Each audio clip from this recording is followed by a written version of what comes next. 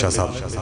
اور میں نے عرض کیا تھا کہ دنیا آقا و مولا ابو طالب علیہ السلام کی پاکیزہ طیب ذات پہ علمی مباحثے کرتی ہے کہ کلمہ نہیں پڑھا اور ایمان پہ شک کرتی ہے.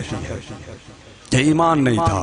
تو میں نے رات عرض کیا تھا تاریخ سے کوئی بندہ جناب آسیہ کا کلمہ ثابت نہیں کر سکتا. توجہ رکھیے گا, کوئی بندہ بھی نوٹ کر لو, ریکارڈ کر لو, فیٹ کر لو ذہنوں میں, سوائے ایک عمل کے کہ انہوں نے صرف موسیٰ پالا. مکمل توجہ آسیہ کی موسیٰ پر تھی. یعنی اللہ نے اعلان کر دیا جو معصوم پال دے اس کے اعمال نہیں دیکھے جاتے. کوئی نماز دیکھی ہو اللہ نے کہ میں آسیہ کو پھر رتبہ دوں گا, روزہ رکھے گی تو پھر رتبہ دوں گا, حج کرے گی تو پھر رتبہ دوں گا, یہ کرے گی نہیں. معصوم کو وہ بی بی پالتی رہی اور اللہ تعالیٰ نے اس کا مقام جنت میں خود گھر بنایا ہے اور اس کی سیرت کو صاحبان ایمان کے لیے عملی نمونہ قرار دے دیا. پھر اللہ نے اعلان کیا بسم اللہ الرحمن الرحیم وَضَرَبَ اللَّهَ مَثَلُ الَّذِينَ كَفَرُوا امرأة نوح وامرأة لوط كانتا تحت عابدین من عبادنا الصالحین. اللہ کافروں کے لیے مثال بیان کر رہا ہے. دو نبی جو نیک تھے ان کی بیویاں کافرہ تھی. ایک نوح نبی تھے, ایک بڑی توجہ رکھیے گا دوستو, یہ دو نبی ہیں نوح اور صالح. دونوں نبی نیک تھے, صالح تھے, اطاعت گزار تھے. بیویاں خائن تھی, بیویاں منافقہ تھی, بیویاں کاذبہ تھی. اللہ نے کافروں کے لیے ان کی سیرت کو نمونہ قرار دیا کہ کافر ان سے کچھ سیکھ لے, اور آسیہ کی سیرت قرار دے دی گئے صاحبان ایمان کے لیے. تو یہ اپنے اپنے نصیب کی بات ہے. ایک آسیہ ہے جو کافر کے گھر میں رہ کر بھی مومنہ ہے, ایک یہ دو بیویاں ہیں جو نبیوں کے گھر میں رہ کر بھی کافرہ.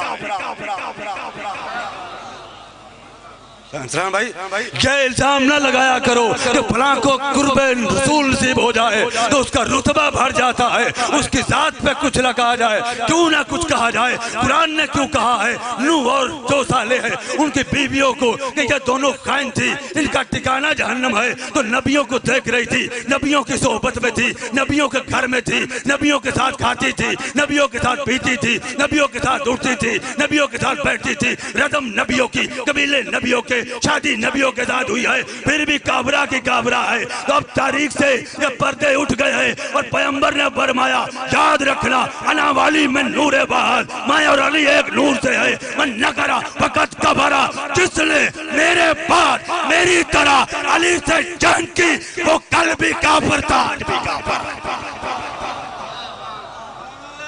حیدری ولی سے لڑے گا, چکلیر ہے. اور طلاق کی طاقت علی کو دی نبی نے. کبھی ایسا ہوا ہے بھائی کہے کہ میرے ہوتے جب میں مر جاؤں میری بیوی کو تم طلاق دے سکتے ہو؟ شرعی مسئلہ ہے, مولوی سے پوچھو فقہ کے مسئلے میں کہ دے سکتا ہے. علی کو پیغمبر نے اختیار دیا جسے چاہو. اس لیے علی نے کہا تھا بیٹھتی ہو کہ طلاق دوں, بیٹھتی ہو کہ طلاق دوں, مانا محمد, میں وقت کا محمد ہوں. تو عزیزان گرامی قدر یہ ابو طالب وہ ہے کہ کافر کٹھے ہوئے. وسیم بھائی کافر, عتبہ بن ربی, شیبہ بن ربی, ابو سلط بن سیاب, ابو جہل, ابو جندری, یہ 16 بندے تھے. اور تاریخ کامل سے لے کے تاریخ حسکونی تک, اور ان سے لے کے شواہد تنزیل تک, اور محب الدین تبری تک, اور تاریخ ابن خلدون تک, بڑی بڑی جید کتابوں کے انبار لگا دوں گا. مطالعہ کریں مسلمان جنہیں یہ بھی نہیں پتا تاریخ کے معنی کیا ہے, تاریخ کسے کہتے ہیں, تاریخ کی تعریف کیا ہے یہ بھی علم نہیں ہے. مقتل کسے کہتے, قتل کی جگہ کو مقتل نہیں کہا جاتا, یہ وہم ہے, خیال ہے. بڑی بڑی جگہ پہ لوگ دنیا قتل ہو جاتے ہیں تو اسے مقتل کہنا شروع کر دیں گے, یہ مقتل کی تعریف نہیں ہے. جب تک آپ لفظی اور ظاہری اور باطنی معنوں میں گم نہیں ہوں گے تاریخ کا لطف بھی نہیں آئے گا. کافر اکٹھے ہوئے, بارش نہیں ہو رہی تھی جس طرح بھی نہیں ہو رہی, اور ابو طالب کے وسیلے سے دعا بھی کریں گے. اور جتنے کافر تھے اکٹھے ہوئے, انہوں نے کہا چلو در ابو طالب پر, اور ان سے کہتے ہیں کہ اپنے رب سے سے دعا کرے تاکہ بارش برسے. خدا کے لیے ذوالفقار بھائی، میں نے پہلے کہا ہے اللہ آپ کو سلامت رکھے. میں محنت اور نچوڑ دے رہا ہوں، میں نچوڑ دیتا ہوں تاریخ کے مطالعے کے بعد. کافر اکٹھے ہوئے 16 9 یا 11 بندے در ابو طالب پر آئے، دق الباب کیا.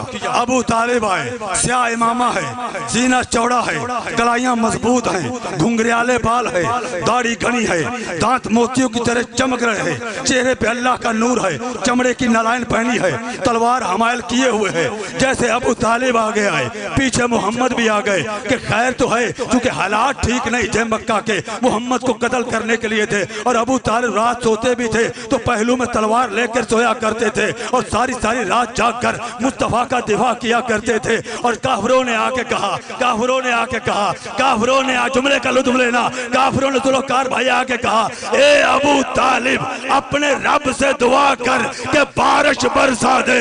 ابو طالب نے ان کے چہروں کی طرف دیکھا اور کہا دوبارہ جملہ دہراؤ. انہوں نے کہا اے ابو طالب اپنے رب سے دعا کیجئے کہ بارش برسا دے.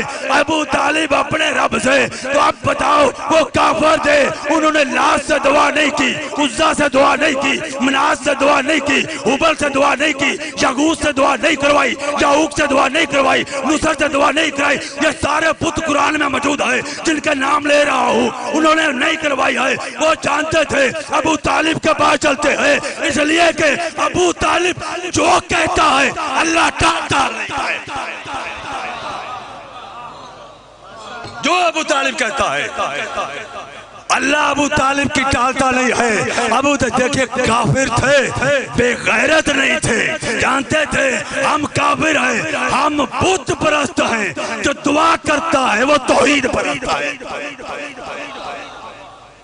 سلامت رہے. ابو طالب نے رسول کی انگلی تھامی. 11 برس کے، 9 برس کے، 7 برس کے.